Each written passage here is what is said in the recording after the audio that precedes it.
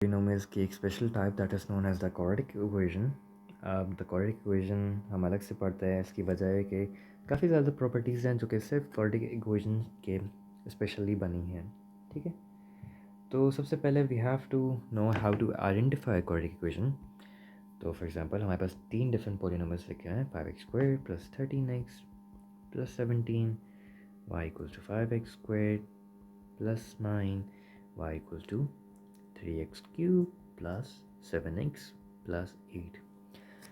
अब the way to identify कि एक पोलिनोमियल क्वाड्रेटिक इक्वेशन है इज़ बाय चेकिंग उसकी हाईएस्ट पावर, जिसको हम डिग्री बोलते हैं, वो क्या है. इफ़ इट्स 2 लाइक दिस तो वो एक पोलिनोमियल है. और इस केस में भी हाईएस्ट पावर या आपकी डिग्री 2 है तो it is quadratic equation. Sorry. And lastly यहाँ आपकी हाईएस्ट पावर इज़ 3 तो that is not a quadratic equation. ठीक है, अब हमने क्वाड्रेटिक इक्वेशंस को आइडेंटिफाई करना सीख लिया. तो now we have to learn how to draw graph of the quadratic equation. ठीक है, तो I draw an axis pi against x का समथिंग लाइक दैट. और हमें एक इक्वेशन दी हुई है y = 5x² + 3x + 17. अब the first thing we have to realize is कि ग्राफ की शेप कैसी लिखती है. अब कोई भी क्वाड्रेटिक इक्वेशन हो उसकी ग्राफ की shape is always like a parabola. Parabola क्या होता है? समथिंग लाइक दिस और समथिंग लाइक दिस. अब इट्स लाइक अ स्ट्रेच सी. ठीक है, जो हमारा अल्फ़ाबेट है ना सी, उसको थोड़ा स्ट्रेच कर दो तो it becomes a parabolic path. Second thing हमें रियलाइज़ करना है कि इसकी डायरेक्शन किधर है. लाइक मैंने 2 different type of parabolic paths बनाए हैं. अब इनमें से कौन सा वाला होगा, तो that is determined on the coefficient of the x² term. ठीक है, अब फॉर एग्जांपल हमारी पास जो इक्वेशन है 5x² + 3x + 17, तो this could be written in a general form something like a² + bx + c. और जो आपकी a की वैल्यू है उस पर डिटर्मिन करता है. तो for example in this case 5. तो अगर a आपका पॉजिटिव हो, एनीथिंग ग्रेटर देन 0, तो आपका graph is like a smiley face which is also known as a minimum curve. और अगर ये नेगेटिव है तो sad face which is also known as a maximum curve. तो अगर इस इक्वेशन का हम ग्राफ बनाएं तो वी कैन सी कि 5 इज़ अ पॉजिटिव नंबर है, तो स्माइली फेस आई मिनिमम कर्व, जिसका graph is something like this. ठीक है, और अगर मैं एक्यूरेटली बनाऊँ तो समथिंग लाइक एन आर्क. और इसको मैं बड़ा कर लेता हूँ एंड दिस. तो this is how our equation graph should look like. ठीक है, थर्डली वी लर्न कि एक क्वाड्रेटिक इक्वेशन को हम सॉल्व कैसे करते हैं. अब the thing about solving is for example y = 5x² + 17x + 13. अब सॉल्व करने का मतलब ये है finding the values of x such that कि इट सेटिस्फाइज द इक्वेशन. तो अगर मैं y की जगह 0 लिख दूँ तो इसको सॉल्व करने का मतलब होगा कि x की कौन सी वैल्यूज़ हैं जो कि रिजल्ट कर रही हैं इन 0. ठीक है, तो there are 3 different ways of solving a quadratic equation. The first one being quadratic formula. अब quadratic formula में आई हैव सेड कि एक इक्वेशन की जनरल फॉर्म होती है y = ax² + bx + c. तो ये जो कोफिशिएंट्स होते हैं हमारे पास a, b और c, अब इसको एक फॉर्मूले में डालते हैं. That is -b ± √b² - 4ac / 2a. तो जब इस फॉर्मूले में हम ये कोफिशिएंट्स डालते हैं तो we get the answers for which the equation has been solved. ठीक है, secondly we have what is known as factorization. अब फैक्टराइजेशन में हमने पढ़ा था पिछली वीडियो में कि देयर आर 3 डिफरेंट वेज. या तो हम कॉमन ले सकते हैं, या हम कोई आइडेंटिटी यूज़ कर सकते हैं, और lastly we could use Milton breakup. तो बेसिकली ये तीनों चीज़ें यूज़ करके हम इक्वेशन को रीअरेंज करते हैं. The equation y = ax² + bx + c, इसको हम बोलते हैं स्टैंडर्ड फॉर्म. ठीक है, अब स्टैंडर्ड फॉर्म को हम इस तरह रीअरेंज करते हैं कि it looks something like this: x + a x - b या +b = y.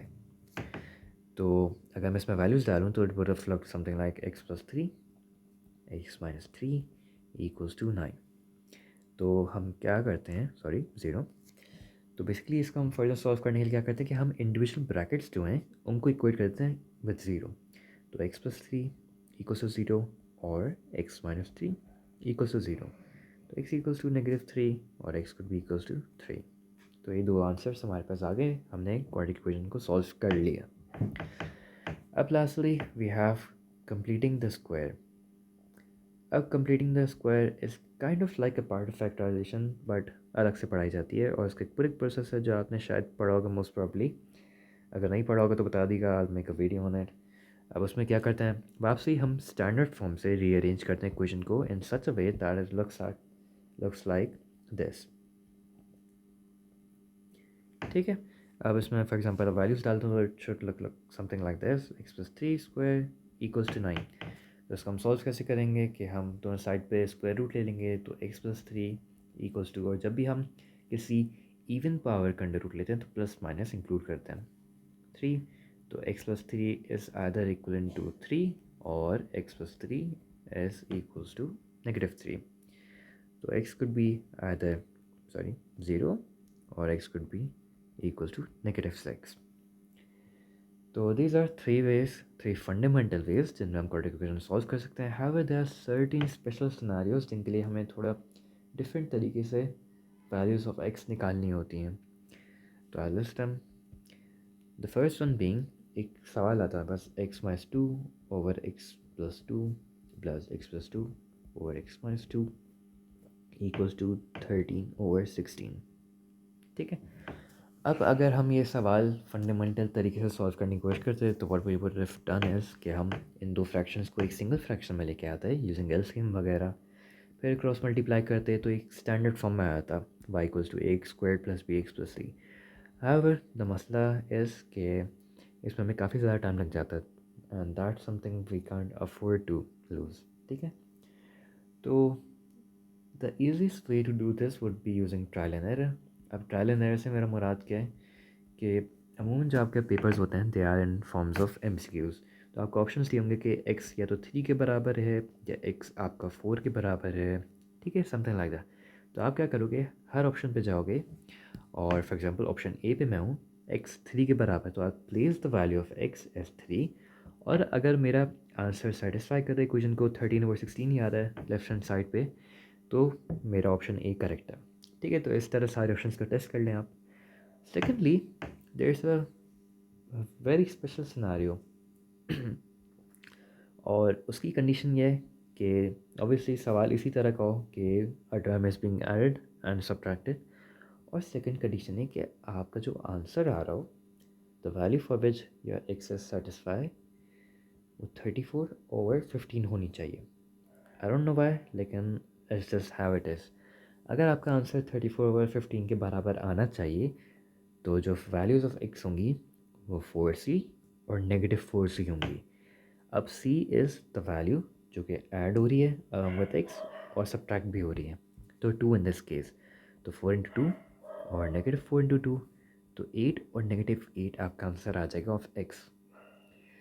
तो दैट्स स्पेशल केस 1। और जो हमारे पास लास्ट स्पेशल केस है that is x equals to √6 + √6 + √6, और ये इन्फिनिटी तक आपका √6 आता रहेगा। ठीक है, अब द थिंग इज़ कि इसको फंडामेंटल तरीके से सॉल्व करना मुझे नहीं आता एटलीस्ट। तो the thing I was told is कि इसको सॉल्व करने के लिए you can use the equation x² - x - a equals to 0, where a is the value जो कि आपकी ऐड हो रही हो, तो 6 इन दिस सिनेरियो। तो we can try this as x² - x - 6 equals to 0, और इसको हम किसी भी 3 फंडामेंटल वे से सॉल्व कर सकते हैं। तो I use factorization and middle breakup. तो x² - 3x + 2x - 6 equals to 0। तो x - 3 कॉमन ले लिया, +2 x - 3 वापसी कॉमन इक्वल्स टू 0, और पूरी लेफ्ट हैंड साइड पे x - 3 कॉमन ले लिया, तो will result in x + 2 equals 0। अब जब इस फॉर्म में आ गए तो आई हैव टोल्ड कि हम इंडिविजुअल ब्रैकेट्स को इक्वेट कर सकते हैं विद 0। तो x - 3 इक्वल्स 0 और x + 2 इक्वल्स टू 0, तो x इज आइदर 3 और x is -2। However, the different thing about this is कि x आपका -2 नहीं हो सकता। उसकी वजह ये कि for example x is something like this, ठीक है। अब मैं वाई की कोई भी वैल्यू डालूँ तो the answer couldn't B negative, सही। फॉर एग्जांपल अगर वाई 0 है तो आंसर 0 आएगा, अगर 1 डालूँ तो आंसर 1 आएगा, 2 डालूँ तो आंसर समथिंग लाइक 1 पॉइंट आएगा, 4 पे 2 आएगा एंड सो ऑन, ठीक है। तो आंसर हमेशा आपका 0 से ग्रेटर आ रहा होता है, एक्स का ग्रेटर देन 0। तो नेगेटिव सॉल्यूशंस आपके एग्जिस्ट नहीं करते, एटलीस्ट टिल नाउ, ठीक है। आगे आप पढ़ेंगे concept of negative numbers being in the under root, complex numbers उन्हें बोलते हैं। हाउएवर फिर भी हमारा ओवरऑल आंसर नेगेटिव नहीं आ रहा होता, वो जस्ट रूट के अंदर नेगेटिव हमारे पास आ रहा होता है। तो मेक श्योर कि इसका ख्याल रखना।